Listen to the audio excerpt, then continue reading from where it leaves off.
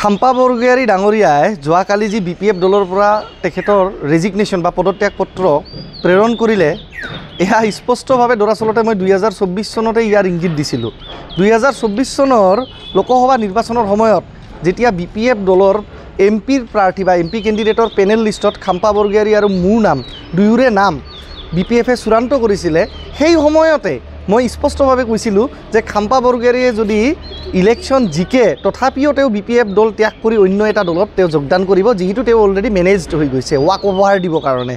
আৰু তেওঁ যদিও ইলেকশ্যন হাৰে, তেওঁ হাৰাটো আন এটা দলক জিকুৱাবৰ কাৰণেহে তেওঁ ইলেকশ্যনটো হাৰিব। আৰু এক্সিডেণ্টলি জিকি গ'লে তেওঁ সেই দলটোতে গুচি যাব যি দলৰ লগত তেওঁ অলৰেডি ছেটিং কৰি তেওঁ নিৰ্বাচনত অৱতীৰ্ণ হৈছিলে।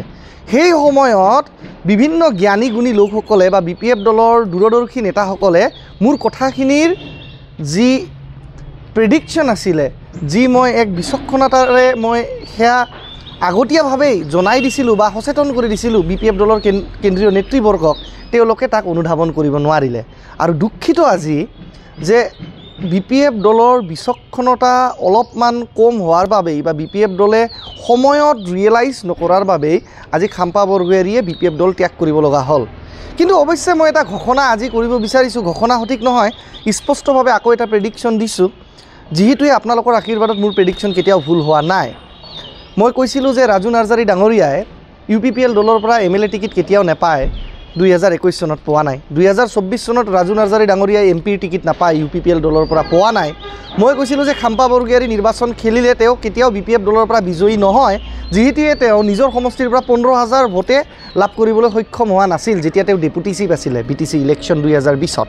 তো সেই ধৰণেই মই এটা প্ৰেডিকশ্যন দিছোঁ যে আজি খাম্পা বৰগোহাঞি ডাঙৰীয়াই যি BPF দল ত্যাগ কৰিলে, আপোনালোকে কোনো ধৰণৰ এইটোক ডাঙৰ এটা নিউজ বনোৱাৰ দৰাচলতে কোনো দৰকাৰে নাই।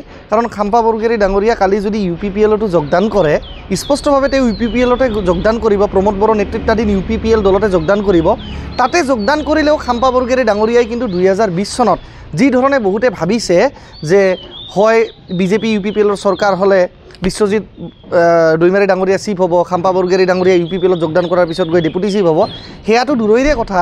খাম্পা বৰগোহাঞি ডাঙৰীয়াই 2025 চনত BTC নিৰ্বাচনত তেখেতে নিজৰ যি চিৰাংদুৱাৰ সমষ্টি আছে, সেই চিৰাংদুৱাৰ সমষ্টিৰ পৰা তেখেতে আনকি টিকেটো লাভ নকৰিব UPPL দলৰ পৰা। এয়া মই আজিয়ে ভৱিষ্যতবাণী এটা কৰিলোঁ। আৰু অৱশেষত এইটোৱে ক'ব বিচাৰোঁ যে 2024 চনৰ লোকসভা নিৰ্বাচনৰ সময়ত যেতিয়া মোৰ আৰু খাম্পা বৰগোহাঞি দুয়োৰে নাম BPF দলৰ পেনেল লিষ্টত চূড়ান্ত হৈছিলে MPৰ প্ৰাৰ্থিত্ব প্ৰদান কৰাক লৈ, সেই সময়তে মই বাৰম্বাৰ যিখিনি কথা কৈছিলোঁ যে খাম্পা বৰগোহাঞি ডাঙৰীয়াই ৱাক অভাৰ দিব, ইলেকশ্যন হাৰক বা জিকক, জিকিলে তেওঁ অন্য দলত গুচি যাব আৰু হাৰিলেও তেখেতে আন এজনক জিকুৱাবৰ কাৰণেহে নিৰ্বাচনত অৱতীৰ্ণ হৈছে। এই কথাখিনি সেই সময়ৰ BPF দলৰ কিছুমান দম্ভালি মৰা দাম্ভিক নেতা তথাকথিত নেতাসকলে, যিসকলে খাম্পা বৰগোহাঞিৰ সমৰ্থনত আহি স্পষ্টভাৱে টেটু ফালি ফালি তেওঁলোকে চিঞৰিছিলে, আজি তেওঁলোকে এইখিনি কথা ৰিয়েলাইজ কৰিব পাৰিলেনে, এয়া এটা প্ৰশ্ন। আৰু দ্বিতীয় প্ৰশ্নটো হৈছে, মই আশা কৰোঁ যে change is a process of politics, dynamic politics ৰাজনীতি সদায় গতিশীল। গতিকে খাম্পা বৰগোহাঞি কৈছে তাতকৈ নিশ্চয় ভাল ভাল আৰু বিভিন্ন নেতা BPF দলত আহি BPF দলৰ প্ৰতিনিধিত্ব কৰি এক সুস্থিৰ যি নেকি গণতন্ত্ৰ বা ডেমক্ৰেচিত অপজিশ্যন দলৰ যি দৰকাৰ বা প্ৰেছাৰ পলিটিকেল গ্ৰুপ হিচাপে যিটো দৰকাৰ, সেই বিৰোধী দলৰ দায়িত্ব তেওঁলোকে সুচাৰুৰূপে তেওঁলোকে পালন কৰিব বুলি মই BPF দলকো শুভেচ্ছা জ্ঞাপন কৰিছোঁ।